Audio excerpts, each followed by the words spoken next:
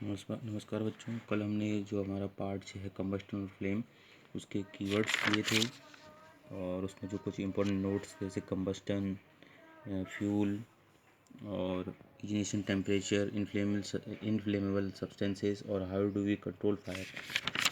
ठीक है, तो ये जो है इंपॉर्टेंट नोट्स किए थे। अब इसके बाद अगला आता है आपका टाइप्स ऑफ कंबस्टन, यानी कि दहन के प्रकार। रैपिड कंबस्टन जिसे कहते हैं हम, तीव्र दहन जो जल्दी से होता है। ठीक है, तो ये क्या होता है इसके बारे में पढ़ते हैं।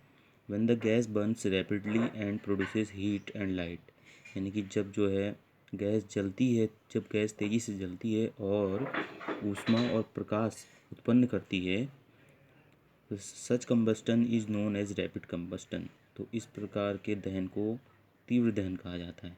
ठीक है, जैसे कि एग्जाम्पल है इसका, sodium and phosphorus burn in air at room temperature, यानी कि जो सोडियम और फॉस्फोरस हैं, ये वायु में अगर खुले रहें तो जो है वायु से क्रिया करके तुरंत आग पकड़ लेते हैं। ठीक है, तो ये तो हुआ तीव्र दहन। अब दूसरा प्रकार आता है आपका स्पॉन्टेनियस कंबस्टन, यानी कि स्वतः दहन, अपने आप होने वाला दहन। ठीक है, this type of combustion, sorry यहाँ पे लिखा है, ये दिस होना चाहिए था।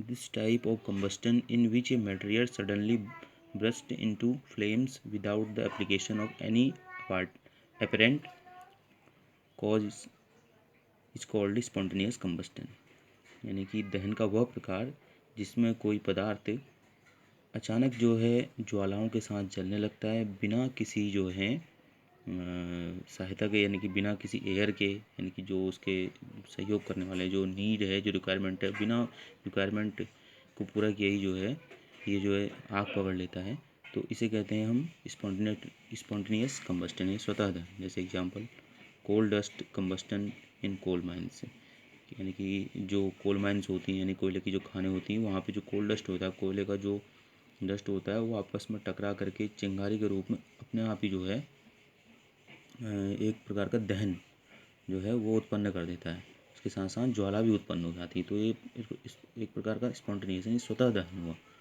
ठीक है, फिर तीसरा आता है आपका एक्सप्लोजन, यानी कि विस्फोट करने, इसको विस्फोटक। तो when a cracker is ignited a sudden reaction take place with the evolution of heat, light and sound, यानी कि जब भी हम किसी पटाखे को जलाते हैं तो एक अचानक अचानक से होने वाली क्रिया के फलस्वरूप जो है ऊष्मा, प्रकाश और ध्वनि उत्पन्न होती है। A large amount of gas formed in the reaction liberated, और इस प्रक्रिया के बाद, यानी पटाखा फूटने के बाद जो है बहुत मात्रा में गैस भी जो है उत्पन्न होती है, मुक्त होती है। Such reaction is called explosion. तो इस प्रकार की जो प्रक्रिया होती है या क्रिया होती है उसे हम एक्सप्लोजन यानी विस्फोट या विस्फोटक कहते हैं। ठीक है, तो 3 प्रकार के हमारे दहन होते हैं, rapid combustion, spontaneous combustion and explosion. फिर अगला आता है हमारा स्ट्रक्चर ऑफ फ्लेम। तो फ्लेम है 3 जोन्स। फ्लेम यानी कि ज्वाला की संरचना के बारे में बताना है हमको यहाँ पे। तो ज्वाला की 3 संरचनाएं होती हैं, luminous zone, non luminous zone और डार्क जोन। डार्क जोन सबसे भीतरी भाग जो काले रंग का होता है, तो सबसे कम गर्म होता है। नॉन ल्यूमिनस जोन यानी सबसे जो बाहर की तरफ होता है, जो कम जलता हुआ दिखाई देता है, यानी कि अदीप्त भाग भी कहेंगे जिसे, जो सबसे गर्म भाग होता है ज्वाला का। और ल्यूमिनस जोन जो बीच का भाग होता है। ठीक है, यानी कि जो अंदर का डार्क भाग और बाहर के नॉन ल्यूमिनस भाग के बीच का भाग ल्यूमिनस जोन होता है, जो हॉटेस्ट पार्ट से कम गर्म होता है। ठीक है, तो सबसे कम गर्म ये, फिर उसके बाद ये, और सबसे बाहर का भाग हॉटेस्ट पार्ट सबसे ज़्यादा गर्म। जैसा कि आप चित्र में आपको यहाँ पे देख रहे होंगे, कोई वैक्स कैंडल है, मोमबत्ती है, तो सबसे जो भीतरी भाग है इसका ये। ठीक है, तो ये नियरमोस्ट जोन है जो ब्लैक है। ठीक है, इसे डार्क जोन भी कहते हैं। तो ये सबसे कम गर्म होता है। फिर उसके बाद आता है ये मिडिल जोन, यहाँ से यहाँ तक ये मिडिल जोन दिख रहा है आपको। ठीक है, रेड से लेकर येलो तक ये मिडिल जोन है। ठीक है, जिसे हम ल्यूमिनस जोन भी कहते हैं, जो लेस हॉट होता है, यानी कम गर्म होता है।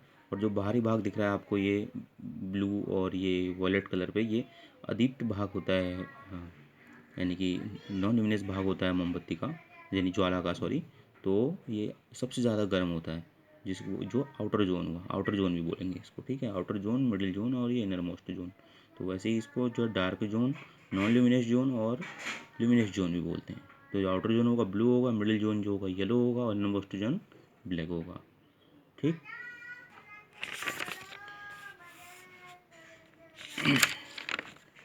इसके बाद आता है हमारा फ्यूल एफिशिएंसी। तो फ्यूल एफिशिएंसी के अंदर हमारा जो है, जो फ्यूल एफिशिएंसी होती है वो कैलोरीफिक वैल्यू के द्वारा ज्ञात की जाती है। जो ईंधन दक्षता है हमारी वो उसमें मान द्वारा ज्ञात की जाती है, इसलिए जो है यहाँ पे दोनों चीज़ लिखी है मैंने। तो फ्यूल एफिशिएंसी मतलब फ्यूल एफिशिएंट कब होगा, जब वो पूरा जल के जो है अधिक मात्रा में जो है ऊष्मा प्रदान करेगा, तो उसे कहेंगे हम उस फ्यूल की फ्यूल एफिशिएंसी, यानी कि ईंधन दक्षता कहेंगे।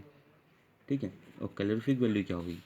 ठीक है, तो इसको देखते हैं। The amount of heat energy produced on complete combustion of 1 kg of a fuel, यानी कि ऊष्मा की वह मात्रा जिसके द्वारा जो है पूरी ऊष्मा की वह मात्रा जिसमें जो है 1 kg फ्यूल का पूरा कंबस्टन होने पर पूरी एनर्जी जो है प्राप्त की जाती है उस ईंधन से, तो उसे कहा जाता है उसकी कैलोरीफिक वैल्यू यानी कि उसमें मान कहा जाता है। ठीक है, यानी कि जब पूरा 1 kg लेके हम उस फ्यूल को, जब वो पूरी तरह जो है उसका दहन हो जाएगा, तो उससे अत्यधिक मात्रा में जो है एनर्जी प्रोड्यूस होगी, एनर्जी निकलेगी उसके हीट के जलने, मतलब हीट से ऊष्मा से अत्यधिक एनर्जी जो प्राप्त होगी, तो वो उसको कहलाती है कैलोरीफिक वैल्यू। तो कैलोरीफिक वैल्यू को जो है का जो यूनिट होता है, यानी मात्रक होता है, कैसे मापते हैं उसको, तो उसका मात्रक होता है किलो जूल पर केजी, यानी कि किलो जूल ऑब्लिक लगाया यानी कि पर केजी। ठीक है, किलोग्राम मतलब